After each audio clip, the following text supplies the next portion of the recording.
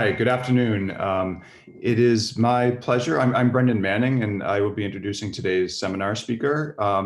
I want to start by highlighting that you should go to the Connect Science website for upcoming seminars. And at the end of today's seminar, please submit your questions through the Q&A box rather than the chat box. I just wanted to put that up front in case I forget at the end. So it is my pleasure to introduce Dr. Ruben Shaw, today's seminar speaker. Ruben, while coming to us from the San Diego area today, is really has Northeast roots. He's originally from upstate New York, proudly so, and where he went to Ithaca, went to Cornell in Ithaca as an undergrad before moving to Boston, where he did his postdoctoral studies in the laboratory of Tyler Jacks. And it was at that time when Ruben really first started working on tumor suppressors, working on the neurofibromatosis type 2 tumor suppressor at the time. He then moved to Lou Cantley's lab. And it was actually at that time that I met Ruben for the first time, and we've known each other now for 20 years. It's just a little bit of an anecdote that I think is kind of funny looking back on now, is that Ruben and I shared a bay for several years while we were working on what were somewhat obscure tumor suppressors at the time. Ruben was working on the LKB1 tumor suppressor mutated in Pucci-Jaeger syndrome, and I was working on the tuberous sclerosis complex tumor suppressors. And we really had no idea, at least at the beginning, that these two pathways were even remotely related to one another. And now we know the emerging pathways that in both of our labs still study this, that they really function together to coordinate kind of anabolic and catabolic states in a variety of different settings. So after Ruben's really fruitful postdoc in the Cantley lab, he moved to the Salk Institute, where he rose through the ranks and is now a professor and director of the Salk Cancer Center. Throughout that time, he really has made groundbreaking discoveries around the regulation and function of LKB1 and AMP kinase, one of the LKB1 downstream targets, really notably making a lot of critical insights, providing a lot of critical insights into the function of AMP kinase that were unknown before in both physiology and cancer. Along the way, he was named an HHMI Early Career Scientist and an NCI Outstanding Investigator, and he received an Outstanding Investigator Award from the NCI. And really, I want to give him as much time as possible to blast you with data. And so I'm going to leave it up to him. The title of his talk is LKB1 Tumor Suppressor Pathway, Defining Its Critical Targets in Non-Small Cell Lung Cancer. Awesome. Thank you, Brendan, and thanks to all of you who tuned in. Definitely wish I was there with you in Boston for a little homecoming, but instead I'll be here from San Diego watching my neighbors get a full solar construction as we speak. So hopefully that won't drown me out. If so, I'll switch rooms. Okay, so as Brendan was alluding to, my laboratory for the past 15 years or so at the Salk Institute has been focused around that weird obscure tumor suppressor gene that I went to the Cantley lab to focus on. And the reason that I was interested in this gene as I was leaving my PhD in Tyler Jacks' lab was because this was a rare, very rare example of loss of function of a kinase. In this case, a highly conserved but never really studied serine threonine kinase called STK11 is the gene bank name, and it was found in the late 1990s to be the single gene responsible for an inherited cancer disorder known as Pucci-Jaeger syndrome. And indeed, if you look in the germline of these patients, they inherit deletions, frame shifts, loss of function alterations, including missense mutations that cluster to the catalytic active ATP binding pocket of the kinase. So from its initial cloning, there was no ambiguity that the tumor suppressor function of this kinase, at least in Pucci-Jaeger syndrome, was tumor suppressor function was due to its kinase activity. Not long after, in the early 2000s, when I was early into my postdoc in the Cantley lab, this same gene, STK11, was found to be the third most frequent altered gene in human non-small cell lung cancer. Now, of course, many of you at Dana Farber and across the Harvard Med ecosystem have led the world in making breakthroughs in the genomics of non-small cell lung cancer. And of course, therapeutically, non-small cell lung cancer is one of the poster children of personalized medicine and the ability to convert a foundation medicine oncoprint type information from 10 years ago into an actual therapeutic regimen that is tailored to the patient.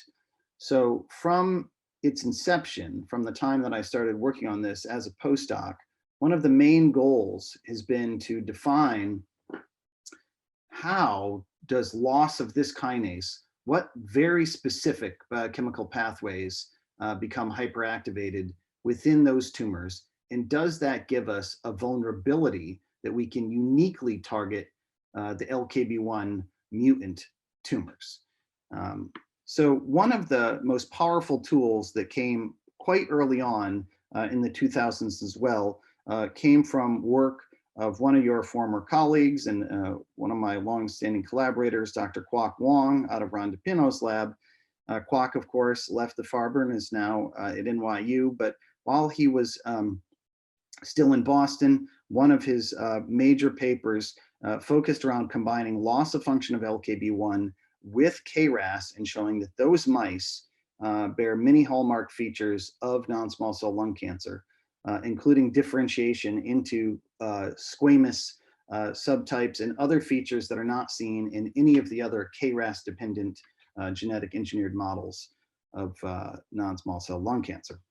Now, additional studies over the course of the past 20 years have really shown in this very nice image from adapted from John Haymock's group that there are 3 discrete subsets of KRAS mutant non-small cell lung cancer. And interestingly, you can model these in the mice quite appropriately and retain a number of their unique tumor biologies dependent on those secondary gene mutations. So about 1/3 of KRAS mutant human patients will have a co-mutation in the LKB1 gene.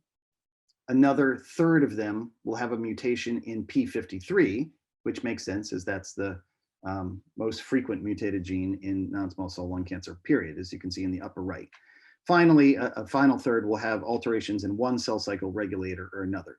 So the bottom line is there are 3 discrete flavors, if you will, of KRAS mutant non-small cell lung cancer, and targeting the LKB1 subset is going to be the focus of today's talk.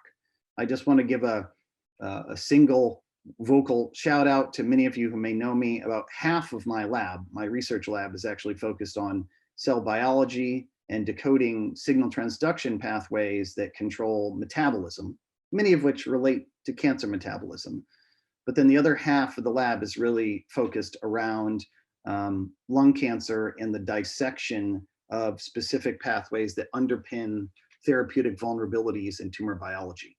And so the rest of today's talk is going to be focused on that half of the lab that is really centered around decoding key nodes in lung cancer. So if you wanted to tune into the latest in the mitochondrial damage pathway or the latest in metabolic reprogramming, I'm sorry, we'll do that in a different seminar series than this one sometime soon.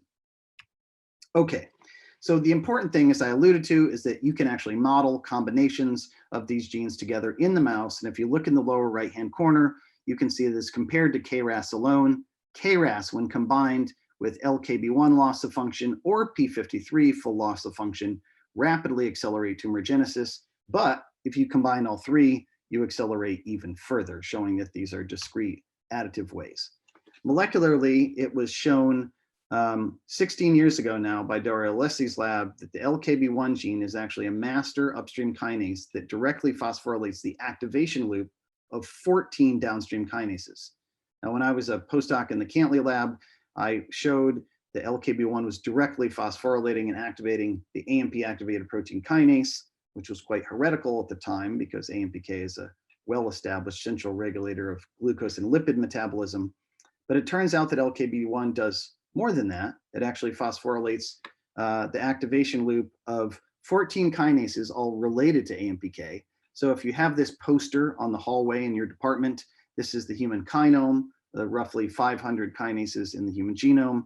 And if you zoom in, this bottom left-hand leg on this dinosaur is made up of 14 kinases, all related to AMPK. There are 2 AMPKs in mammals that are functionally redundant.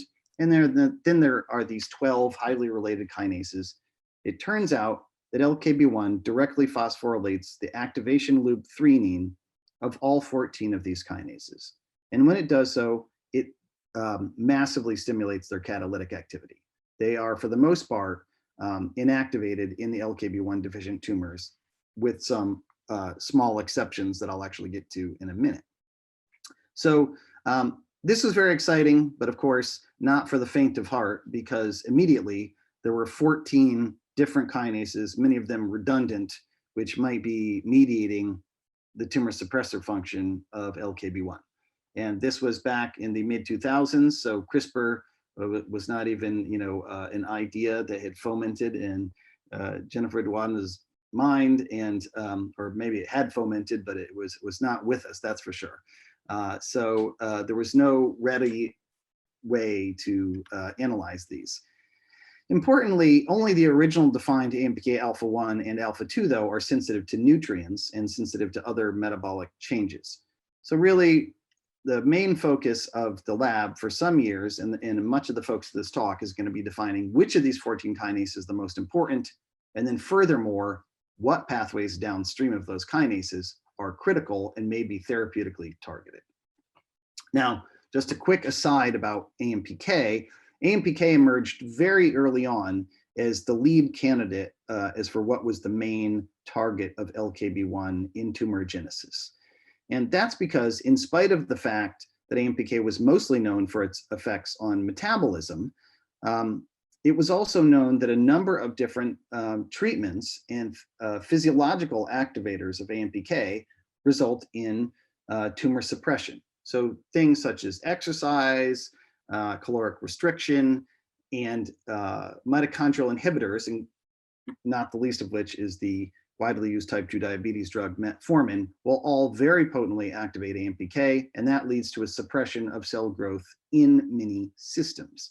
So people believe that AMPK was critical in this way. Now, fast forwarding the tape, 14 years from the, or 15 years from the initial connection of LKB1 to AMPK, my lab and other labs have mapped a number of key direct targets of AMPK that mediate different functions on cell biology and on metabolism. In addition to AMPK itself, there are these related kinases, some of which appear to mostly regulate transcription and have mostly been studied in the context of metabolic tissues such as the liver and muscle. And then there are core conserved regulators of cell polarity, apical, basolateral cell trafficking and sorting, some of which has in fact been directly tied to tumorigenesis in certain settings. So we can't rule that out a priori as another contributing factor. But as my words and tone probably indicate, this was going to be exceedingly complicated and formerly possible that no one even subfamily of these kinases would give that much of a phenotype. And perhaps the reason LKB1 is a tumor suppressor and none of these others show appreciable loss of function mutations is indeed because one requires a combination of the different subfamilies to be inactivated together, the statistical odds of which genomically would be exceedingly small. So we set about to use genetics and various tools to address these questions. From the outset, AMPK, we had connected to the mTOR, the mammalian target rapamycin signaling pathway, but as well as to other biosynthetic pathways, including lipid and sterol synthesis. So there was good reason and very clear data that loss of AMPK function resulted in hyperactivation of mTOR. And indeed, we do think that is a common theme of a number of these hamartoma syndrome tumor suppressors, including the TSC complex that Dr. Manning has pioneered work in. On the other hand, there are a number of substrates of AMPK that AMPK turns on their activity, including multiple components of the autophagy cascade, including its kinase ULK1, that is the most upstream rate limiting step, ATG1 in lower species. And genetic disruption of autophagy by multiple means will actually, the tumors are not viable. So it really was a hypothetical theological question as to whether or not cell survival or increased proliferative capacity would rule the day. So taking a genetic approach, we deleted AMPK in solid lung tumors in the KRAS models. I should say this was not in a vacuum, of course. In the 8 years that it took us to do all these mouse crosses, there were a number of papers, high profile papers, going back and forth as to whether or not AMPK was a tumor suppressor gene or an oncogene. Strikingly or surprisingly to me, none of these papers actually examine this in the context of lung cancer, where LKB1 is such a frequent mutated gene. And none of them actually did it in genetic engineered models in a solid tumor. There were surprisingly a large number of studies done in leukemias, perhaps because it's easier and cell autonomous, but the function of AMPK in solid tumors had simply never been demonstrated. So we set about to directly compare loss of function of either of the two AMPK subunits, catalytic subunits, to LKB1 itself in a breeding scheme cartoon simplified here. So basically, how does loss of both catalytic subunits of AMPK compare to loss of LKB1? And the very clear result was that AMPK loss by itself does not give you more tumors.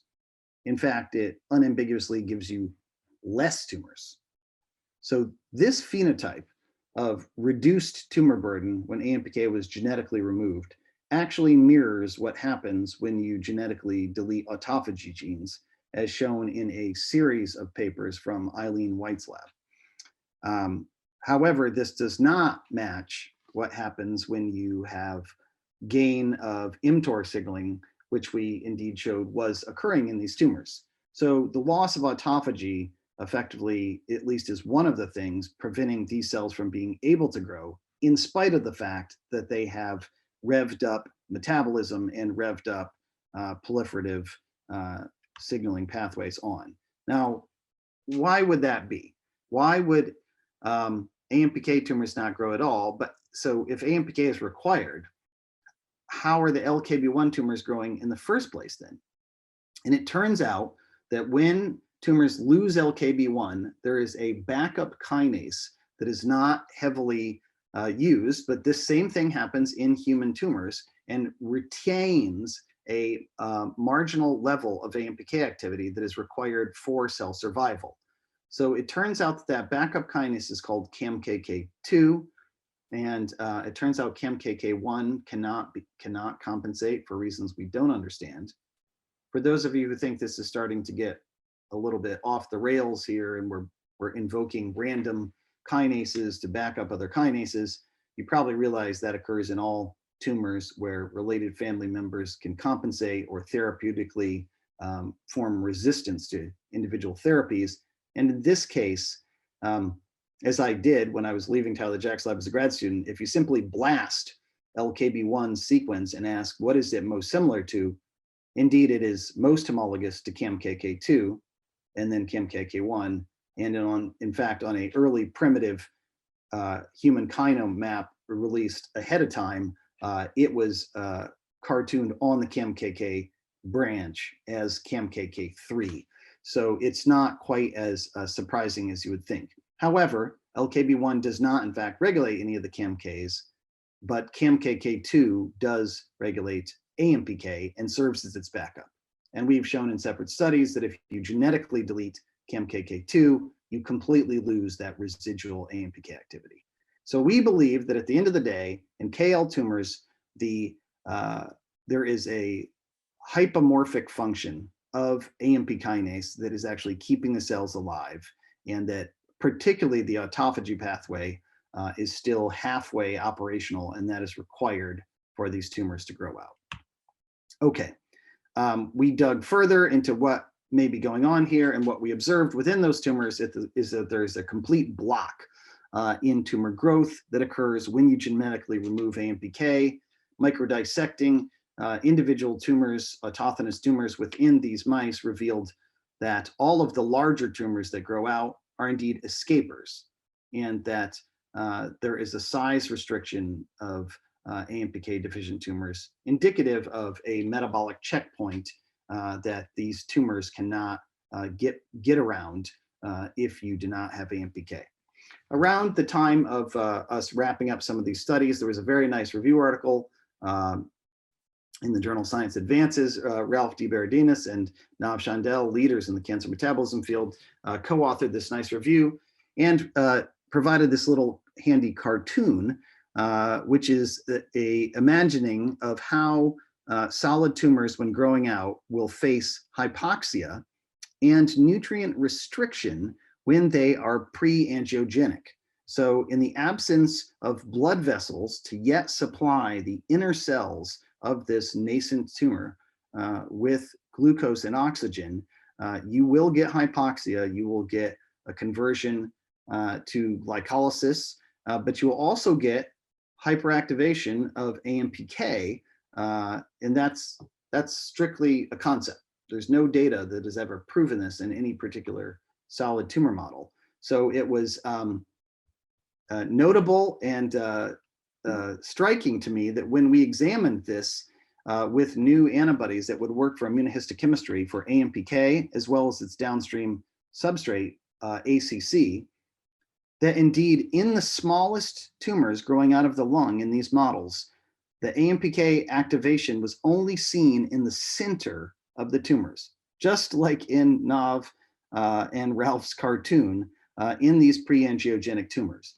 In larger, fully vascularized tumors, however, AMPK was no longer activated in the center of these tumors, and indeed was more engaged at the cell periphery, where you have interactions with the immune microenvironment.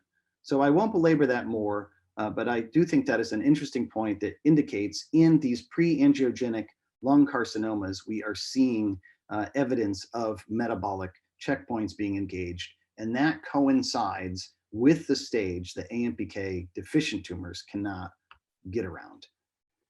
Digging in further as to what might be going on beyond the signaling, we did nutrient restriction analyses on KRAS P53 mutant tumors that were CRISPR inactivated for AMPK in culture.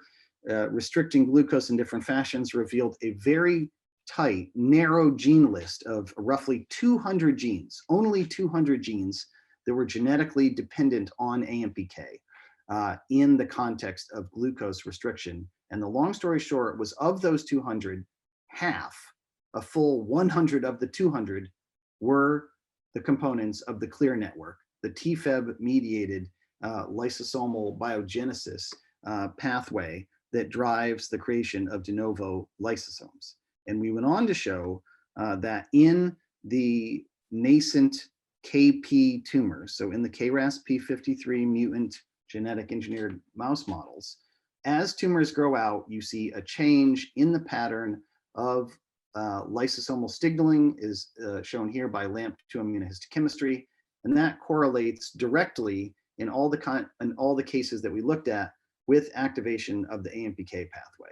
So again, this is correlative at this point, but it suggests that AMPK is required for full functional lysosomes, which again correlates with the ability of the tumors to survive past that early, apparently nutrient restricted point. So just to summarize this first third of the talk, we believe that naturally, as tumors are growing out, they face endogenous metabolic stress. They rely on AMPK to provide autophagy, but beyond biochemical stimulation of the autophagy pathway, AMPK activity is required for TFEB and TFEB-related family members to drive full lysosome content and lysosomal biogenesis. And in the case of complete genetic removal of AMPK, you have dramatically reduced lysosome content and cell death accompanying these tumors. So questions that come out of this are really a deeper dive into how and what metabolites are limiting in the pre-angiogenic state and how TFEB becomes activated in that state. And questions about whether or not even short-term inhibition of AMPK might sensitize tumors to other therapies, in particular targeted therapies that effectively choke off in the driver oncogenes, which control tumor metabolism. Would they not perhaps synergize with short-term inhibitors of AMPK? Because we believe in that context, AMPK is part of the response to the therapy, keeping the lights on as the cell tries to survive the therapeutic attack. Okay, so, but if we step back for a minute and it's not AMPK, will we find any evidence that other of the other 12 kinases are playing a key role? So here, we had attempted this several different ways. We even attempted it the first year that I left Harvard Med to set up my lab at Salk using Bill Hahn's, the Farber's shRNA library against the kinome.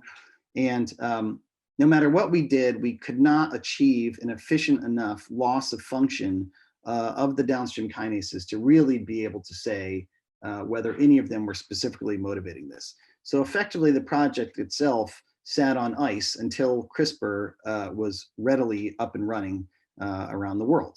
So going back and here using the widely used lung adenocarcinoma cell line A549s.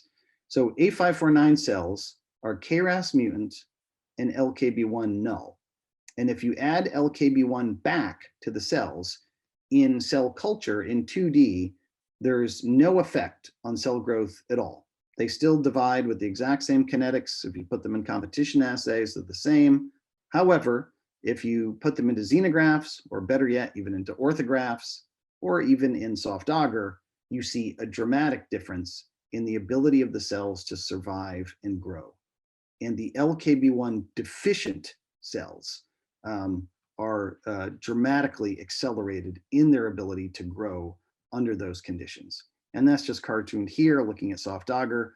In A549s, which naturally lack LKB1 function, if you put back an empty vector or a kinase dead LKB1, you get a large number of soft agar colonies. If you simply restore very low levels of LKB1, you completely wipe out that activity. In that backdrop, we then went in and individually deleted all 14 of the kinases or different combinations of the 14. And to make a long story short, to our surprise, one kinase in particular gave a significant phenotype on its own, and that was this one here, the salt-inducible kinase 1. Beyond that, the only other single kinase of the 14 that rose to statistical significance by itself was a highly related kinase, SYK3. So again, in A549, SYK1 and SYK3 each appear to control growth in soft agar. And if you combine the two together, strikingly, you almost get to the magnitude of effect of LKB1 dependency. So this was quite surprising. This, of course, took almost a decade to accomplish all the different things. Along the way, in addition to all the guides, we developed antibodies against all these different family members. So we have quite a large toolbox to study this. And I also want to give a pause and a shout out at this moment to say that this work was spearheaded in my lab and published last fall, so about a year ago now, by Pablo Holstein, who was in fact a PhD student in the BMS program at Harvard Medical School. He did his PhD in Karen Chakowski's lab. And I was very lucky to have him come join my lab as a postdoc, and he pioneered all of these studies. So we identified and helped develop antibodies against the activation loop of the 3 SYK kinases at the endogenous level.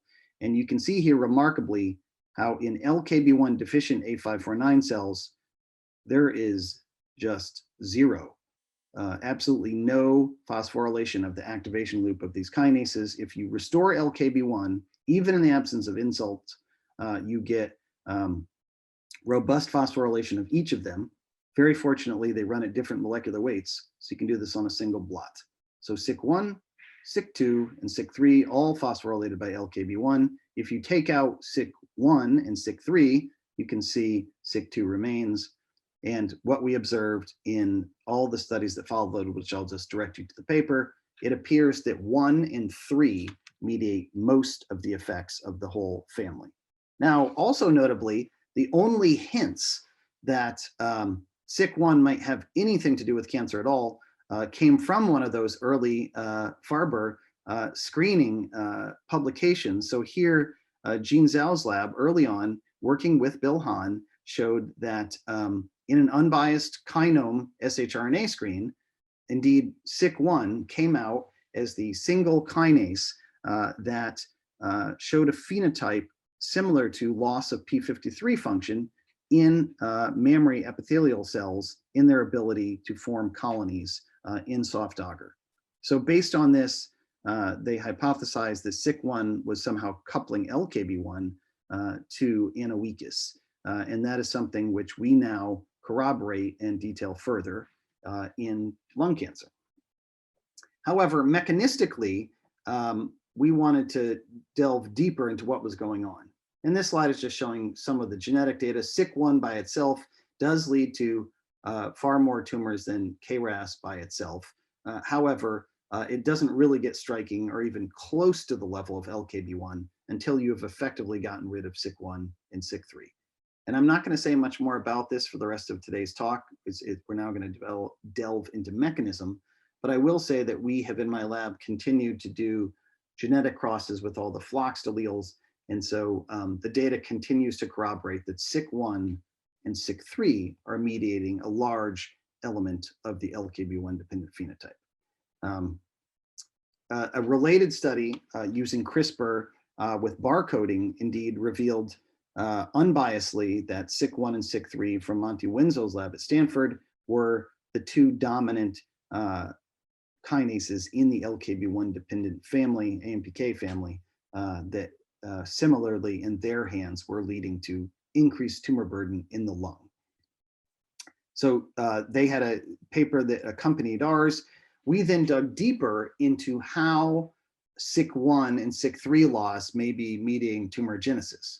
And what motivated us was, at the time, the only contexts where the SIK kinases had been studied outside of the Jean Zhao paper, the other at most 25 to 40 papers that had ever been published on these kinases were all done in the context of metabolic tissues such as the liver. And even work from our own lab had shown that indeed there are two well-established substrates, but only two of these SIK family kinases, and they both happen to be transcriptional regulators. One of them are the CRTC family of CREB coactivators, and the others is this subfamily of HDACs known as the class 2A HDACs. In both cases, the SIK family kinases are directly phosphorylating these transcriptional regulators, which creates a 14-3 binding site, which results in 14-3 binding and then exclusion of these transcriptional regulators from the nucleus.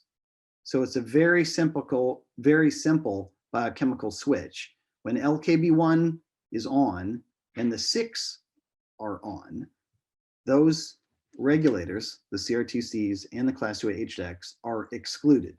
When you mutate LKB1, CRTCs go into the nucleus and class 2A HDACs go into the nucleus. So that was the only data that existed in the world as potential targets of the SIKs that might somehow give you this startlingly large tumor phenotype in vivo when you combine KRAS mutation with these kinases in the lung. So we then turned to transcriptional profiling, knowing that the only things that the SIKs were known to regulate indeed were transcriptional regulators.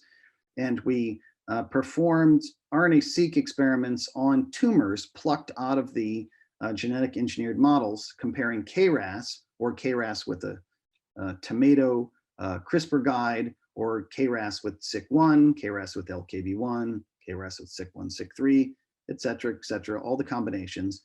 And what this analysis revealed was indeed that there was a very clear common set of genes regulated when LKB1 was lost or when SIK1 and SIK3 were lost. So the loss of the two together reproduced a big chunk of the LKB1 dependent transcriptome. And you can see that here, 41% of the genes downregulated when LKB1 is deleted, and roughly 40% of the genes upregulated can also be fully recapitulated and at the same level of magnitude from disruption of SIK1 and SIK3. So in the end, this argues, I guess, statistically at the transcriptional level, that 40% of the LKB1 phenotype is due to loss of the SIKs. So what are these genes? So focusing on the genes upregulated, it turns out that if you analyze within the short proximal promoter region, that indeed half of them have AP1 sites, and 3/4 of them have CRE, CREB family member binding sites, plus or AP1 sites. And it had previously been shown that the CRTC family mediates expression around those types of elements. So we dug in deeper, doing GSEA analysis. What was clear was that there were two specific genetic programs that were enriched. One had been established previously by Kwok Wong's lab as being upregulated through an unknown mechanism in LKB1 mutant tumors, and that's the EMT pathway, and EMT dependent transcripts indeed had been noted to be upregulated in LKB1 mutant human lung cancer cell lines for years. So perhaps there is a SIK dependent process that is controlling that.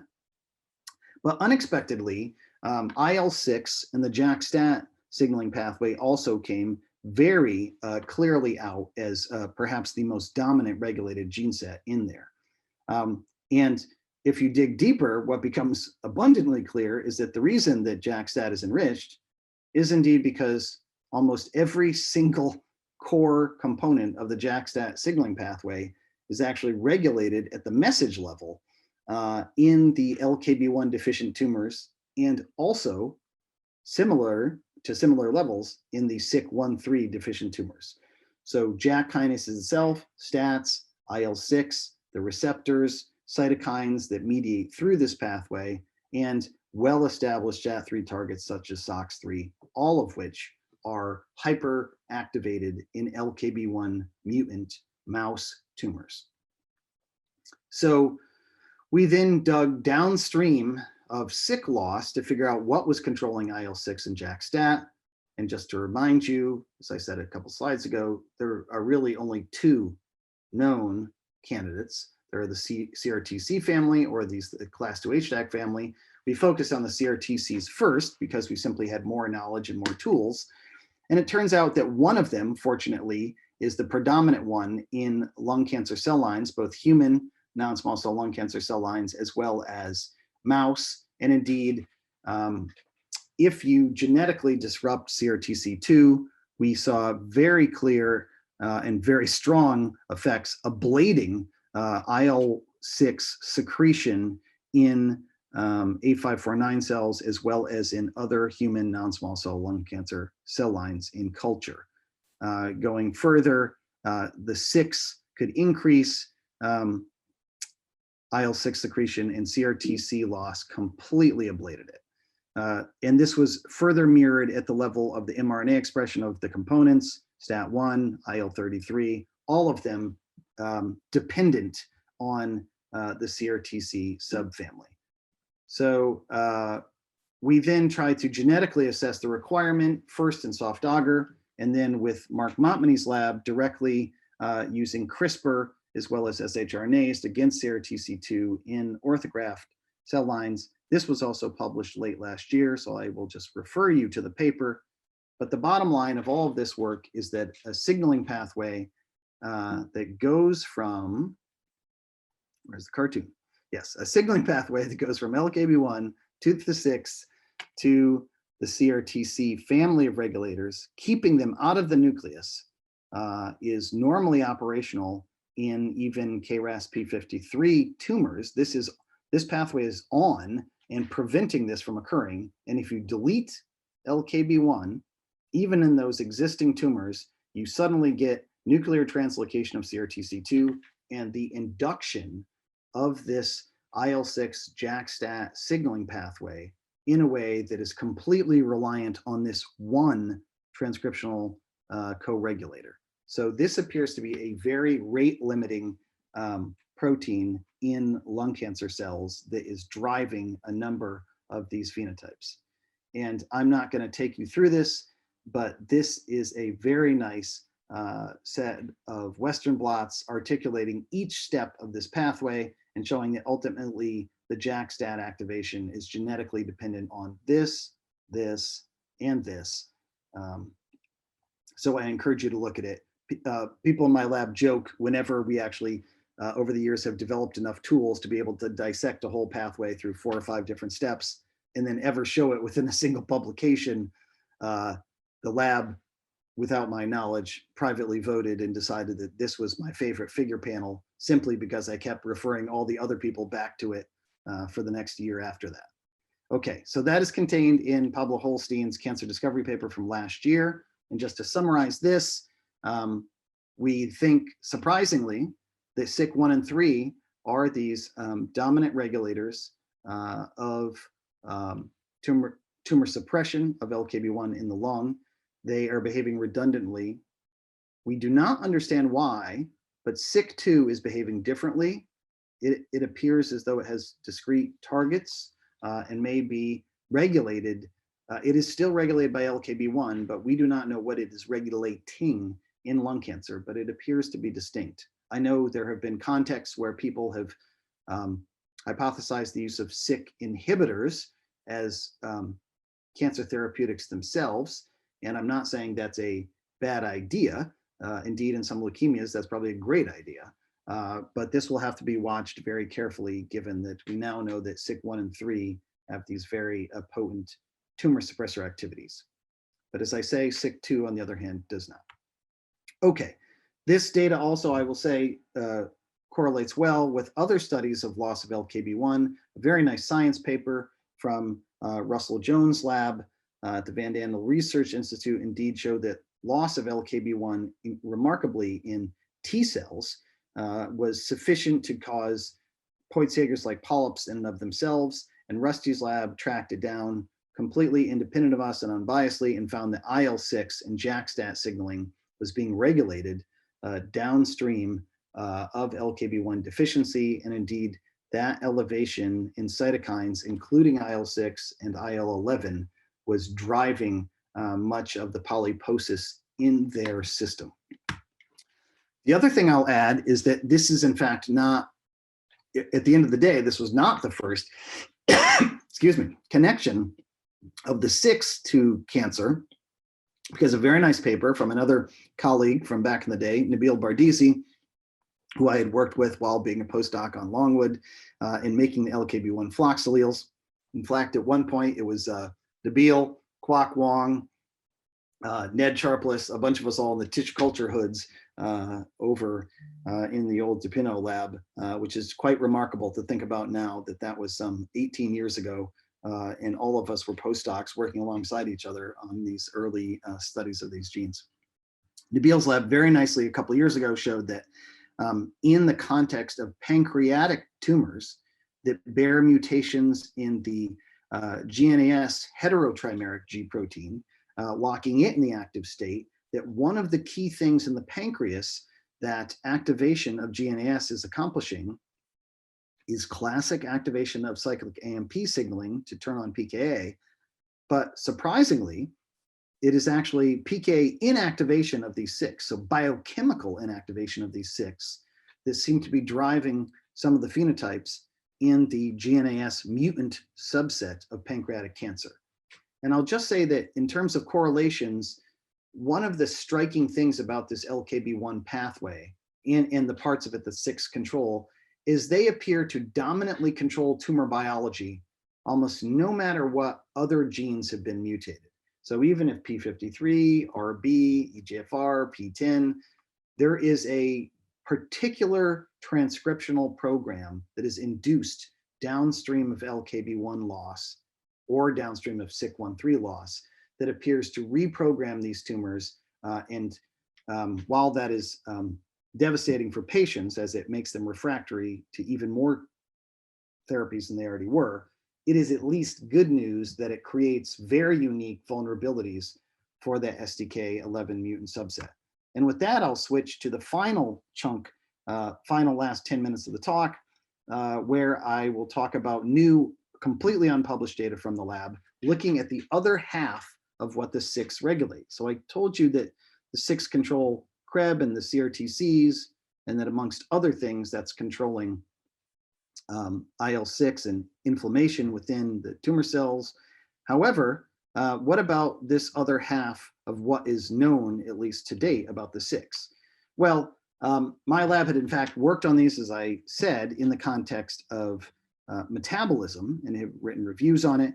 But in the meantime, most of you will know the HDACs because this is already FDA-approved medicines for cancer therapy. Indeed, inhibitors of the class 1, the originally defined HDAC1, HDAC2, HDAC3 is the primary members, have been approved in a variety of different lymphomas and myelomas for years. So to take you back to the model, again, LKB1 tumors, when LKB1 is intact, that is keeping some of these HDACs out of the nucleus. When you delete LKB1, the HDACs go into the nucleus. And these class 2A HDACs, some of the only things that are known about them is that they form a complex with the HDAC3 complex.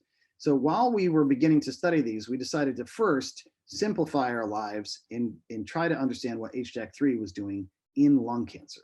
So that's where we started. And then we will layer in, and we will not do it today, but we then within the lab layered in what the class 2s were doing after that. So to try to get at what HDAC3 was doing in lung cancer, again, just to summarize for you, within that defined subset of core canonical HDACs, there are 4 family members: HDAC1, HDAC2, HDAC3, and HDAC8. But interestingly, of those, only HDAC3 is found all of the time, apparently, in a protein complex that contains multiple core subunits. So this complex appears to be preloaded, and HDAC3 does not exist floating around the cell. At least that is the dominant belief within the field right now. This main protein scaffold that it binds to is known as INCOR or SMART. That's because this was first identified as a central co-repressor of a wide variety of nuclear receptors.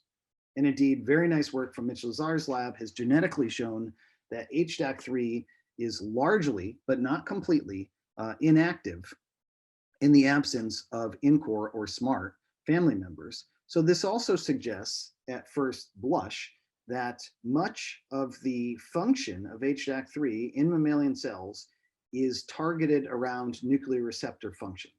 And perhaps because of that, and because of those revelations, the context where HDAC3 function has been widely studied is all in metabolic tissues. So very similar to genetic deletion of nuclear receptors, as well as their repressor, deletions of INCOR in many different tissues results in a stimulation of nuclear receptor mediated transcription. Similarly, people have deleted HDAC3 and examined how much of the phenotypes of INCOR loss or of various nuclear receptors are controlled by HDAC3. This cartoon down here represents a decade at least of papers and studies from Mitch Lazar and other labs doing disruptions, genetic disruptions of HDAC3 in a number of different tissues and immune cell contexts. And what is so notable about HDAC3 is that in nearly every tissue, it controls a tissue-specific gene expression program. So the genes that get turned up and turned down upon HDAC3 loss are unique to the tissue and the context in which they are regulated. And the only hints towards cell growth or cancer come from genetic disruption of HDAC3 in the liver, where HDAC3 disruption is sufficient to actually give you hypertrophy and to give you precursors to lung cancer, as shown in a very nice Cancer Cell paper in 2010. So if anything, HDAC3 was behaving like a tumor suppressor gene or as a metabolic controller of metabolism. We deleted HDAC3. This is actually a pretty simple cross. We deleted HDAC3 loss in the KL model or in the KP model. And what we found surprised us. This was actually a stronger phenotype than almost any single gene that we had ever deleted before. We see a dramatic loss of tumor burden. And this is before we've even checked for escapers. If you look in the KP model, the phenotype's even stronger. You see almost complete loss of nascent tumor growth in the absence of HDAC3. So nothing that had been done with the very same floxed mice in any of those other studies from Mitch Lazar or the many other immune cell labs had predicted such a profound effect on tumorigenesis that HDAC3 would be so required uniquely in this context. We decided to create study in primary cell lines that we made from the mice. We immortalized tumors that we microdissected out of these GIM models and then performed CRISPR knockouts of HDAC3 and looked at gene expression changes dependent on HDAC3 and indeed found a common set of genes, whether you started with the KRAS P53 cell or with the KRAS LKB1 tumor. And if you looked at what was in common, there was one very specific program that mediated all of the common responses.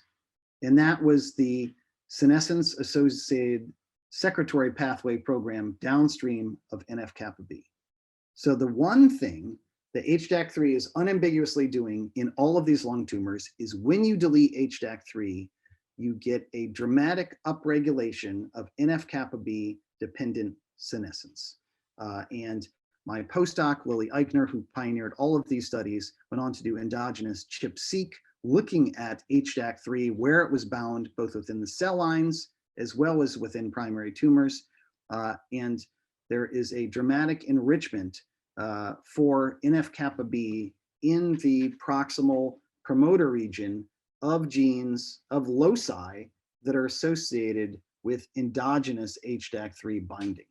So unbiasedly, if you simply ask, where is HDAC3 binding, NF-kappa B is coming out amongst the differentially expressed genes. If you ask how many of these promoters where HDAC3 is associated with an endogenous ChIP-seq peak, of those promoters that are most dramatically differentially expressed, what is the top motif? The motif is indeed NF-kappa B and P65 REL-A. For those of you who are not focused or that aware of the senescence program, work from several labs, including Scott Lowe's lab, have defined, and other people out of his lab, have helped define this program, first named by Judy Campisi in elegant trailblazing work by her. There is a very specific set of cytokines, including IL-6, that are under the control of NF-kappa B.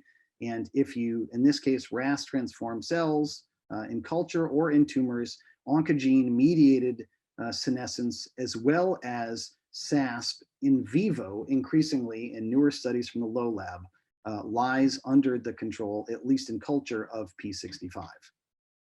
And to make a long story short, we went on to show that P65 REL-A of NF-kappa B is indeed driving this phenotype in our mouse tumors in culture, as well as in the mouse tumors, the autochthonous tumors in vivo. So first of all, it's very clear that when you delete HDAC3, not only do the tumors not grow out, but the tumor nubs that remain show this dramatic swelling of the cytoplasm, classic hallmark features of senescence. So even before we had done the molecular signatures, this was a very unique phenotype observed with HDAC3 genetic disruption. Classic core cell cycle inhibitors, including P21 and P16, are upregulated in the nucleus of these tumors. But again, also SASP and core genes known to be controlled by NF-kappa B specifically are also upregulated in those. So the model is that HDAC3 is controlling NF-kappa B. We have yet to formally prove that this is through control of NF-kappa B acetylation, but we have very good reason to believe it is. NF-kappa B had been shown to be directly deacetylated by HDAC3 almost 20 years ago now. But in the subsequent explosion of studies on HDAC3, this has not been examined in vivo in nearly any context. And the focus on HDAC3, once it became clear that it was part of this in-core nuclear receptor repressive complex, has been on nuclear receptors and on the outputs of them, and perhaps on HDAC3 control of histones themselves. Now, I skipped through these slides because I'm near the end of the talk, but I'll just tell you in words that we saw no evidence that HDAC3 was controlling histone acetylation, at least canonical histone acetylation, at these loci where it was regulating gene expression. So, but beyond NF-kappa B, what else is HDAC3 regulating? So if we do endogenous ChIP-seq on HDAC3, again, here in the primary tumors that we've dissected out of the mice, looking at KL and KP, this gives you 1,500 specific ChIP-seq sites that are in common between KL and KP tumors where endogenous HDAC3 is binding. If you then ask, okay, of those 1,500 common endogenous peaks across many different individual tumors, which of them are mapping near a transcriptional promoter site? The answer is there are 750 genes where HDAC3 lies within the 25 kb of an annotated transcriptional start site. If we then look at the gene expression pattern of those 750 genes where endogenous HDAC3 binds, we got a big surprise. So comparing plucked tumors from KRAS or KP or KL, or in combining P53 and LKB, what was very unexpected was that the genes where HDAC3 binds to their promoter, the expression of those genes appears to depend dominantly on LKB1 genotype. So even when you have P53 mutated, if you mutate LKB1 on top of it, you flip the gene expression pattern of those genes where HDAC3 is binding near their promoter. So LKB1 is dominantly controlling HDAC3 associated loci in vivo in tumors. So, hey, Ruben, Ruben, this is Brendan. You're running late on time if you want to wrap. Thanks. Yep, great, yep, awesome. I got like 2 more data slides. So then if we ask what those genes are, or what is in common amongst those genes, what was striking is that actually a different transcriptional regulator, NKX2.1 or TTF1, many of you know this, this is a well-studied lineage identity factor within lung adenocarcinoma, and indeed it's used as a biomarker of lung adenocarcinoma, and is already established as a lineage-specific survival oncogene within this pathway. So here's our lineage-specific program that HDAC3 is controlling in the lung that is being co-opted in these tumors. I told you a few minutes ago that in all the other studies of HDAC3 in metabolic tissues or in immune cells, the common theme was that somehow HDAC3 was regulating a lineage-specific program. We had no idea what that might be in the lung, but indeed, we are finding that NKX2.1 is the critical regulator. What's more is if you then dig in on what are those genes, genes previously associated with tumor growth and with therapeutic response, including FGF receptor 1, are some of those NKX2.1 genes. And we can show that very clearly here. If we CRISPR delete HDAC3, we lose FGFR1. Here's the FGFR1 knockout to prove it's the same. And that is mirrored by NKX2.1. So to make a very long story short, we believe that HDAC3 is stimulating NKX2.1 dependent transcription in these settings, and that is driving both therapeutic response as well as patient outcomes. And the last allusion that I'll make is to a very nice study, another study from Scott Lowe's lab, here looking at combination therapies with MEK inhibitors in lung cancer and showing that a particular gene set was induced when you treat with trametinib, including FGFR1. It turns out that gene set is our HDAC3 NKX2.1 dependent gene set. And if you co-treat with entinostat, a class 1 HDAC3 inhibitor, you can reverse the effects of MEK inhibitor. So that is a therapeutic implication of the study that we are examining now. I will just summarize then that we believe that in KRAS LKB1 tumors, HDAC3 is doing two specific things. It is controlling the P65 NF-kappa B dependent senescence, as well as this NKX2.1 program. We do not understand how LKB1 is uniquely controlling HDAC3 and NKX2.1, and that is not occurring in the P53 tumors, but that's going to be something for another day. There are a number of future directions. For example, is P65 being directly regulated by HDAC3? Is NKX2.1 being regulated? Given the history of studying HDAC3 and its association with canonical nuclear receptors, are there nuclear receptors which are part of these complexes that are involved? And finally, therapeutically, does this suggest that HDAC3 specific inhibitors could induce senescence in tumors in vivo, something we're very actively examining right now? This drug, entinostat, has been in human patients. Is there evidence that it controls senescence in patients and that it can reverse MEK inhibition? So I'm sorry that that was a minute at the end, but I want to thank the people who did the work. The work on AMPK as well as on HDAC3 has been pioneered by an exceptionally talented postdoc, Lily Eichner, who did 2/3 of all of the work that I've shown you over the course of the past 5 years. She's actually going on the academic job market this fall, applying to many different schools around the country. And so I highly encourage you to look at her. The SICK work was spearheaded by a former BBS grad student, Pablo Holstein, and then they were helped by others in my lab. Thank you.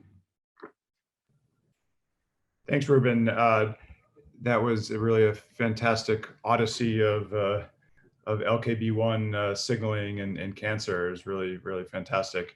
I'm told by our organizers that our time is over and that the questions are going to be emailed to you for response. So we have a few questions, and thank you for that, for sending those questions in. And those will be emailed to Ruben, and he will directly respond to you in a cordial manner. So thanks again, Ruben. It was really fantastic. You had a great audience, about 130 people at one point. Wow. So thanks, everybody. Rewatch the video and send your questions. And please don't tweet about the last part of it. Hopefully you didn't already, because that's unpublished. Great. Thank you for your time today.